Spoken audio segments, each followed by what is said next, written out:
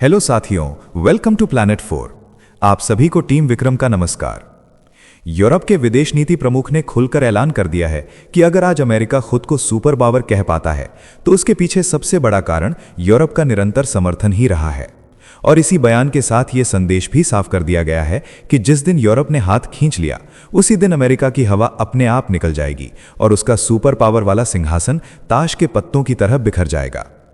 Europe ने खुद ये स्वीकार किया है कि रूस जनरल का वो अकेला शेर है जो झुंड बनाकर नहीं चलता बल्कि युद्ध के मैदान में अकेले उतरता है, जबकि इसके ठीक उलट अमेरिका जब भी किसी युद्ध में कूदता है तो वो हमेशा यूरोप को साथ लेकर झुंड बनाकर ही मैदान में उतरता है। और यही फर्क अब खुले मंच से गिनाया जा रहा है। यहीं से यूरोप ने अमेरिका के सामने अपनी ताकत का खुला प्रदर्शन शुरू कर दिया है और साफ शब्दों में यह संकेत दे दिया है कि डोनाल्ड ट्रंप या तो अपनी औकात में रहें वरना उनका घमंड तोड़ कर रख दिया जाएगा। और ये चेतावनी सिर्फ शब्दों तक सीमित नहीं मानी जा रही। यूरोप की मदद के कारण ही अमेरिका लंबे समय से चीन और रूस जैसे देशों को दबाने की स्थिति में रहा है। और रूस के खिलाफ यूक्रेन युद्ध में अमेरिका ने कई स्तरों पर मोर्चा खोला, लेकिन यह भी स्वीकार किया गया कि यूरोप के बिना यह सब संभव ही नहीं हो पाता। अब यूरोप ये भी समझने लगा है कि वो अक्सर अमेरिका के पीछे पीछे ऐसे युद्धों में भी कूद जाता है जिनसे उसका सीधा कोई लेना देना नहीं होता, और यहीं से असंतोष की परतें और गहरी होती जा रही हैं। इसके अलावा भी यूरोप ने महाशक्ति अमेरिका को कुछ बेहद गंभीर चेतावनियां दी हैं जिनके संकेत अभी पूरे तरह खोले नहीं गए हैं, और जिनका असर आने वाले समय में क्या रूप लेगा ये जानना हर किसी के लिए जरूरी हो जाता है। लेकिन फिलहाल कहानी को यहीं अधूरा छोड़ा जा रहा है।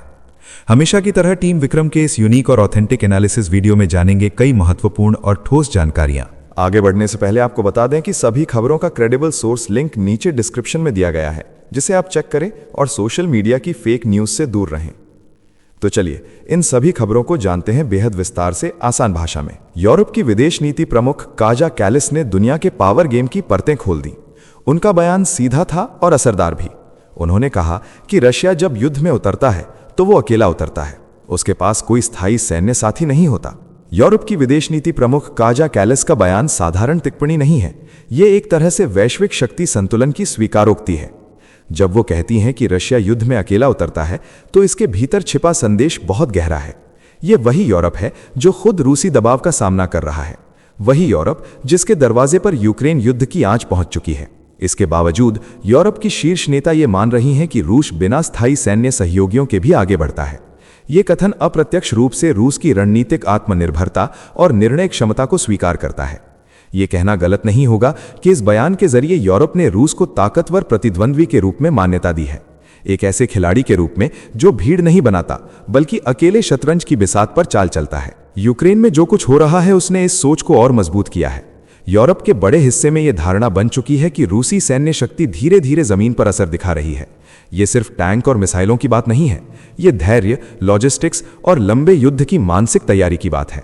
रूस के पास कोई स्थायी सैन्य ढांचा नहीं है जिसमें कई देश औपचारिक रूप से बंधे हों, फिर भी वो मोर्चे पर डटा रहता है। ये स्थिति रूस के लिए 2 और ढाई मोर्चों जैसी होती है, जहां उसे सैन्य, आर्थिक और कूटनीतिक दबाव एक साथ झेलना पड़ता है। इसके बावजूद रूस पीछे नहीं हटता। यही वजह है कि यूरोप के रणनीतिक हलकों में रूस को हल्के में लेने की सोच अब कमजोर पड़ रही है। इसके उलट पश्चिमी मॉडल बिल्कुल अलग है। यूनाइटेड स्टेट्स, यूनाइटेड किंगडम और यूरोप के कई देश नेटो जैसे ढांचे के सहारे आगे बढ़ते हैं। ये एक ऐसा सैन्य नेटवर्क है जहां भरोसा संस्थाओं पर टिका है। रूस के पास ऐसा कोई ठोस सुरक्षा ढांचा नहीं है जहां वो किसी देश पर स्थायी सैन्य भरोसा कर सके। अगर कभी ऐसा प्रयास होता भी है तो अमेरिका दबाव की राजनीति शुरू कर देता है ताकि कोई देश रूस के साथ दीर्घकालिक सैन्य गठबंधन न बना सके। यही कारण है कि रूस की रणनीति गठबंधन नहीं बल्कि आत्मबल पर टिकी हुई दिखती है, और यही बात आज यूरोप खुलकर स्वीकार करने की स्थिति में आ चुका है। काया कालस ने आगे कहा कि दूसरी तरफ यूनाइटेड स्टेट्स जब हमला करता है तो साथ में पूरा झुंड चलता है।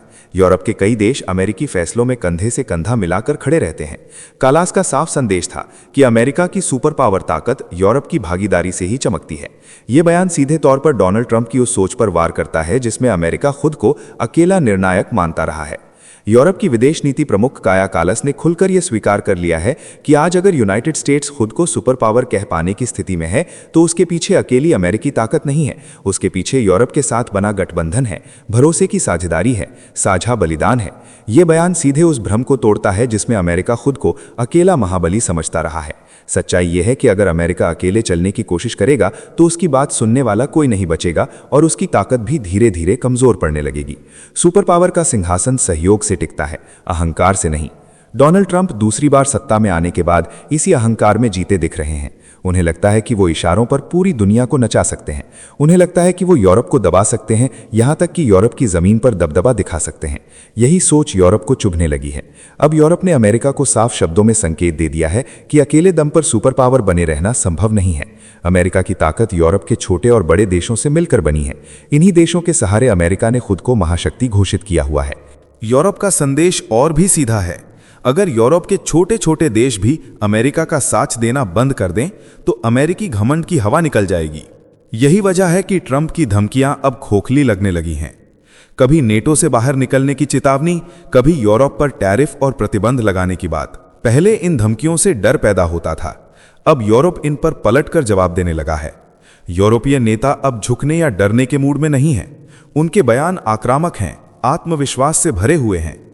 इससे पहले जर्मनी के चांसलर भी यही बात कह चुके हैं कि अगर अमेरिका ये सोचता है कि वो अकेले चलकर सुपर पावर बना रहेगा तो वो बहुत बड़े भ्रम में जी रहा है। ये भी एक तरह से स्वीकारोक्ति थी कि अमेरिकी ताकत का आधार गठबंधन, विश्वास और साझेदारी है।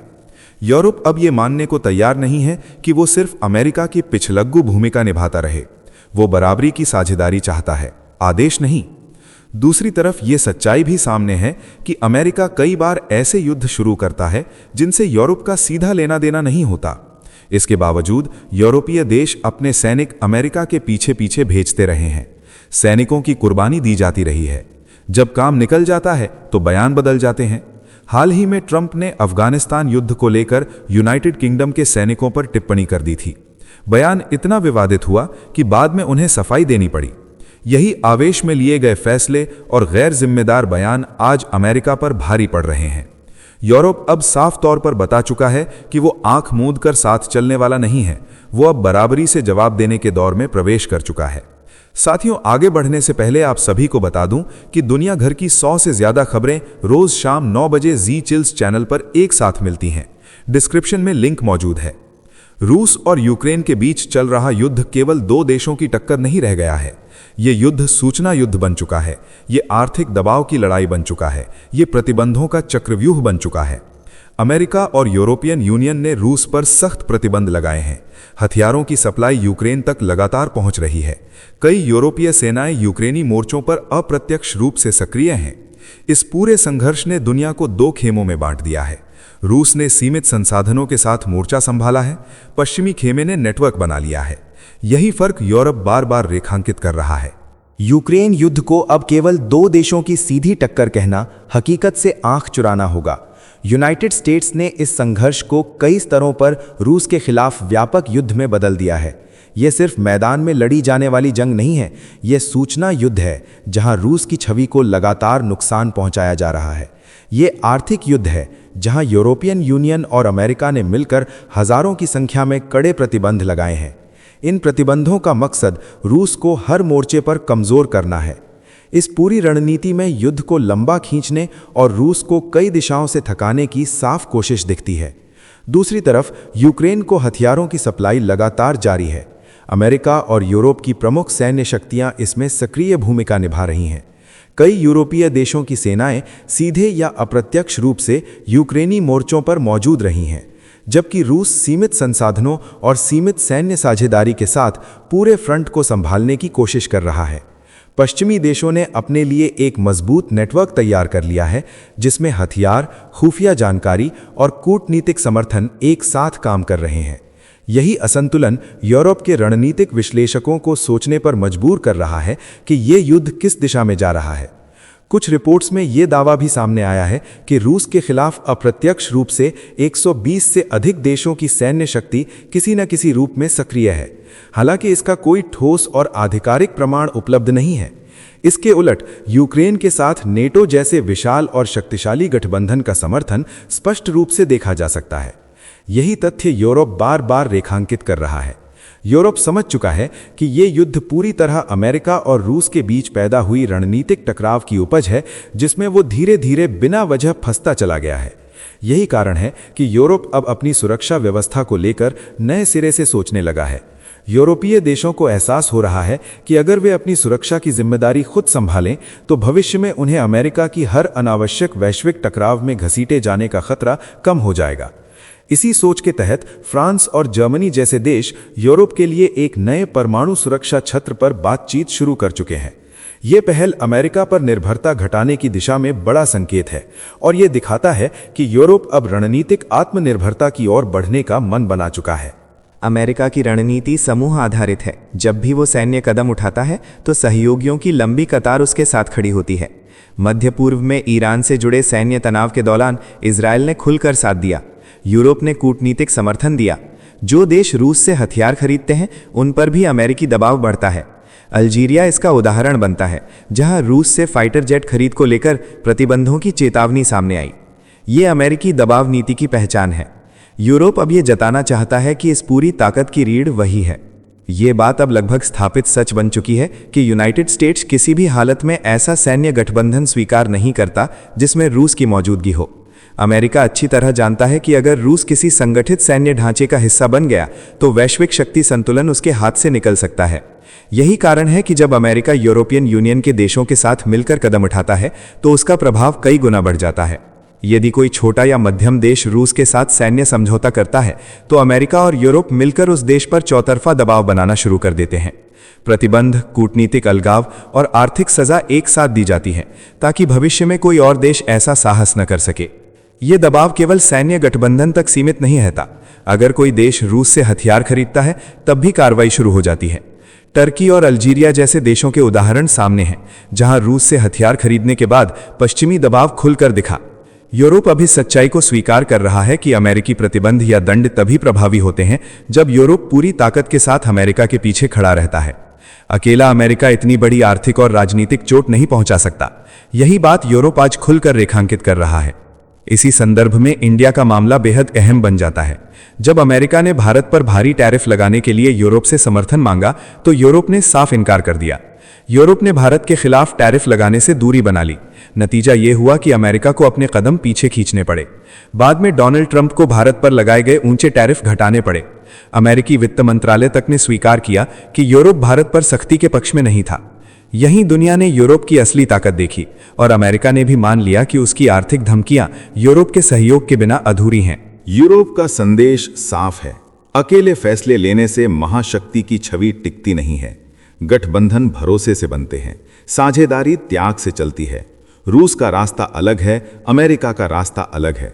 दुनिया अब इन दोनों मॉडल्स को खुली आंखों से देख रही है।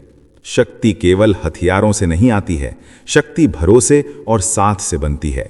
यही यूरोप का असली ऐलान है। इस वीडियो में फिलहाल इतना ही।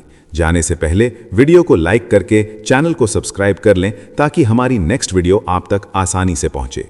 और साथ ही हमें सपोर्ट करने के लिए नीचे ज्वाइन बटन पर क्लिक करके हमारे चैनल का मेंबरशिप ज्वाइन कर सकते हैं।